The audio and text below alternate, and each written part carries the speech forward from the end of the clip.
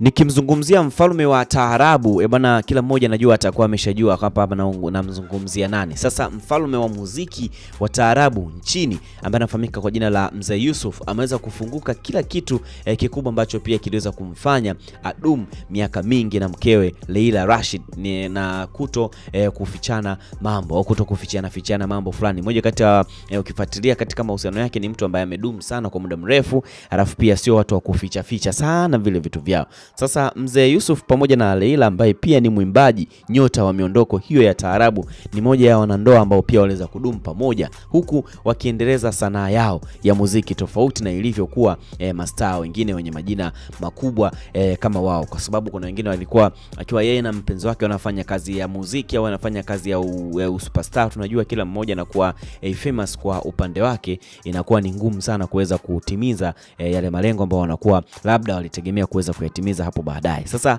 akiweza kuzungumza Mzee Yusuf mwenyewe alisema kwamba licha ya kupita mishale mingi katika uhusiano huo, mkewe pia kilichowabeba ni kukwepa lakini pia kuficha mambo yao, yaani kwao hakuna cha siri baina yao, kwamba Mzee Yusuf anaweza kumwambia chochote mke wake, lakini pia mke wake Leila anaweza kumwambia kitu chochote bwana Mzee Yusuf.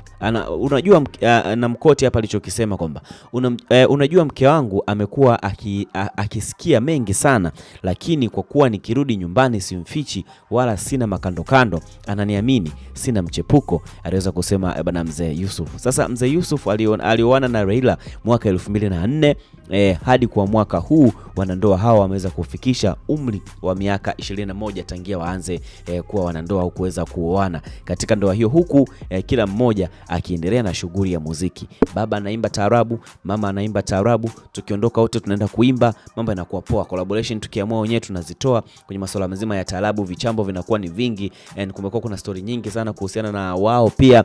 Unajua katika maisha pia lazima kuna wale watu ambao sio kila mmoja anaweza kapenda mahusiano yao na kumbana. Sasa Mzee Yusuf na Leila pia wao wanakuambia wanaendelea kudunda kila kitu kinakuwa sawa kabisa. Drop comment yako hapo, vipi bwana wewe toka uolewe na mume wako na wewe toka uoe mke wako mpaka sasa hivi mmedumu miaka mingapi? Wenzako wana takriban miaka 21 au wewe hata nusu mwezi tu haujafika mmekwisha kuachana. Itakuwa noma sana ukiendelea kusubscribe channel yetu katika mtandao wa YouTube, pale Instagram, Facebook pamoja na X tunatumia kama sawa digital. Take love for this. Ciao.